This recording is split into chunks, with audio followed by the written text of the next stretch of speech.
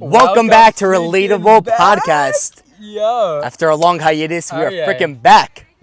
Yes. I'm beyond shook. I don't know what the heck is happening, but we're freaking doing it. Yes, we are back in the game. Let's I feel like go. a lot of people might be waiting for this podcast. Oh my gosh. Nobody Mashiach even knew. might be. We didn't know until yesterday that we're literally doing this again. It was very spontaneous. Hello. We're first of all, we're cutting out the BS. We're not doing like a whole intro. We're not doing like. Yeah. We're not like doing like a rebrand. Like we're just going straight into it because we want this 100%. badly. 100%. Okay, let's get in there. All of this is we're talking about survival. Yeah. Okay. Very like important clarification. Survival isn't bad. It's by definition surviving. Like nobody's malicious. You know, I'm talking about anybody who's judging their kids based off performance. They're not bad people. They're not malicious. They're just very tapped out and probably don't have good relationships. They're not happy with themselves. You know, they're not bad. They're not malicious at all. Like we just take a look at history, and I think even myself, I forget like what being a Jew means. You know what I'm saying? We've been in Galus for over 2,000 years.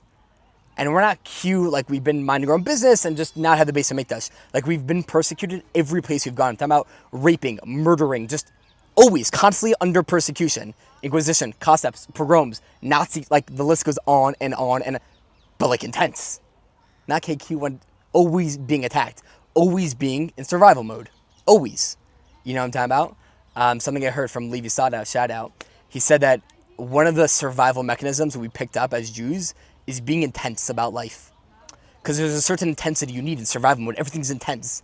So even when Jews get into the healing space, there's an intensity. I know I have this of like, now I'm into yoga. I'm into breathwork. Right. Like, whoa, Nice. whoa. You know what I mean? Yeah. Like yoga's meant to soften me a little bit and be like, whoa, and have presence. You know? So that's something we picked up. And it's a gaval because it's nobody's fault at all. It's nobody's fault. And by the way, like be upset at the people that hurt us. Like that's a big journey for me to be able to say, no, I'm actually pissed off at that person, and that's great. And to also know that it's literally Galus. And we're gonna go to dangerous waters. And I'm gonna go slow now because let's like be intellectually honest. Who's responsible for Galus? That's a loaded question. We are. Hashem is. I'm gonna go with Hashem. As much as we did, I think who's the one who caused Galus? Hashem. So I heard something from Reb Tzadok, I believe. I don't want to misquote it. I heard it from last week's parsha. It was in piece of Ishbit Torah. He said that up until the moment that we do a sin, we have complete bechira. It's completely our choice not to do it. Okay. And once we do it, after that point, we lost bechira. It was meant to happen. Like Hashem was the one that was actually doing it. So, I don't know. I believe that we were the ones that destroyed the base of Mikdash. We were not being good to each other. Okay, so I was chinam. Is there any way before the base of Mikdash? But now that after it happened. Okay, so forget base of Mikdash. Who's responsible for the Holocaust? You can't give me any reason in the world to say Hashem. Hashem caused. 100%. So now we're getting into yummy territory of. So if it's nobody's fault that like we have a lot of baggage and a lot of generational traumas and epigenetics which passes down to everybody, who's responsible for this? Hashem's the one who caused like. And I'm just being real over here of like that's where anger and hurt towards Hashem comes out. Because fine, it's not my parents, or it's not my teacher, it's not this person. Who is one who made this whole matrix? Hashem. Right. Who made up this twisted like value system? Right. You know what I mean? Nice. Yeah.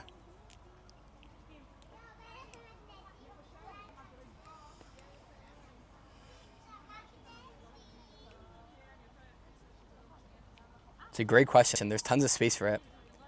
If like Hashem's like a nebuch person, then there's no space to ask that question. Like Hashem likes that. Yeah, Hashem likes the space. Yeah. It's like, okay, let's bring the rupture in. Good. Like let's have that rupture. Yeah. And it's not an answer thing. Like, yeah, I've heard this too many times. I don't know why I've heard it, but it's total Galus. Like explanations for why the Holocaust happened. Like, oh, we're being assimilated. I like know the whole Dvar Torah, you know? And you need to have Avdal. You need to have a separation. So if we're not going to do the separation because we're being intermingled, then Hashem will. Like, that is total Galus. You're not Hashem. Like, certain things cannot be explained, period. You know what I mean? And like for somebody who's not living authentically, that's very hard. Like you need to be able to answer everything. You need to have chachma and seichel for everything, to figure everything out. and someone who's living with like true authenticity bumps into like real hurt and real ruptures. You know what I mean? Yeah. Yeah, living with true authenticity is breaking down those walls and mamish getting vulnerable. It's like, if I'm living that back to the life of performance, I'm living that life of performance, and everybody's just seeing what I'm giving to the world, just seeing my masks, and it could work for so many years. Once you get into that world of healing, for me, I quickly understood that like literally the only way to tap into what's going on inside Mo is to throw those masks out, to rip down those walls, and not to start feeling through a place of like just rawness. Like whatever comes up is the truth. Like not like explaining it, Nice. not getting into it. It's like, no, okay, this just come out. That's probably exactly what's happening. Nice. Nice. Yeah, it's so pashut. Also, I heard something from Rabbi Yaakov Danishevsky, which I love, and he was on the podcast, and he was saying how a lot of people think it's two separate categories. You have the relationship, authentic, oriented people, and then you have halacha people. And it's like, okay, how do you balance it? And these guys are more in this spectrum, they're in the other spectrum. He's like, no. The entire purpose of everything is relationship, is dvekus, which is intimacy, the deepest relationship. Now, how do you do a relationship? Through the different mitzvahs, through healing, through feeling, through being vulnerable. But it's not two separate things. Yeah. You know what I mean? Yeah. It's not like the nanachs are on one side and right. the charedim on the other side. Totally not. Yeah, I just want to like talk about myself. Yeah, I agree with you, but like, there's the Torah that I learn, which is Hashem, and then cute, I'm doing my own things on the side to like learn more. Like, everything is in the context of relationship. The more healthy I am, the more I can show up in my relationship with Hashem, with my wife, with the people around me. Yeah. You know? Yeah. I was speaking with one of my chavrusas, Ben Sion, and we learned with Moran together, and he grew up in like the Haredi system as well.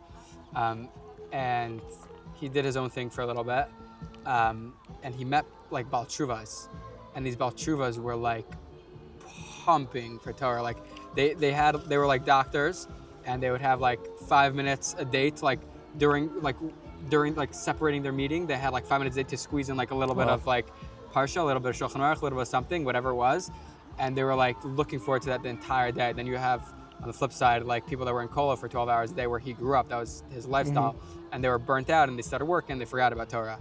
Wow. I think that ties in because like the relationship that we have with things that we're doing are so important. If I'm doing this for any other reason besides wanting to do it, it's nice. Hush it fake in a way. Wow. Yeah. Wow. We're scared to say that though. Yeah. We think like if we're real to who we are, that we'll go to the deepest steps, you know? We'll just like do whatever. We'll be crazy. Whatever everybody else does. No, like. But it's so crazy because like who are we at the core? We're a soul. I want to explain it a little more. Yeah, go like, in there. Go in there. I want to explain it a little more. Like, yeah. Let's say I don't connect with tzitzis. Let's just use that as an example. Let's say I don't connect with tzitzis. Like, I'm not interested in putting on tzitzis. Yeah. We could go very deep. We could, like, okay, on surface level, what I'm telling you, it's like, okay, you don't want to wear tzitzis. Okay, so write it off. Don't wear tzitzis. Something a little bit deeper than that is like, I really want a connection with Hashem. Maybe by pushing myself to do this, that might be like a way of me like sacrificing what I want and giving to the relationship that I have with Hashem. That might be the case. It also might be that like, oh my gosh, like right now is not a good time to like do that. Like now I need to step back from Hashem. Like I was giving too much. It could go both ways. Having space. Yes. It's a freaking relationship. Like if we don't believe it, and if we think God is just a vending machine or some crazy dictator, then this is all Babel talk. But like the same way with the wife, like there's a concept of space. So of course that's with Hashem also. Space. Do you know what I mean? Yes. It's like, it's so fundamental. A part that's coming up for me is like, where does it say this? You have a Shulchan Aruch for this? Nice. Like, it's the foundation of everything. It's a relationship. What is a relationship? Yeah. Do you know what I'm talking about? Like, we're not meant to be robots. Hashem doesn't want robots. So part of not being a robot is that it's freaking messy. It's really messy. Something crazy. Yes. I'm looking at the camera for this one. Get in Crazy there. deep. Pashut obviously Rip Shlomo Torah, probably Ishbitz, and probably so many other Rav Koch, who knows. But a few parshas ago, we were talking about us accepting the Torah.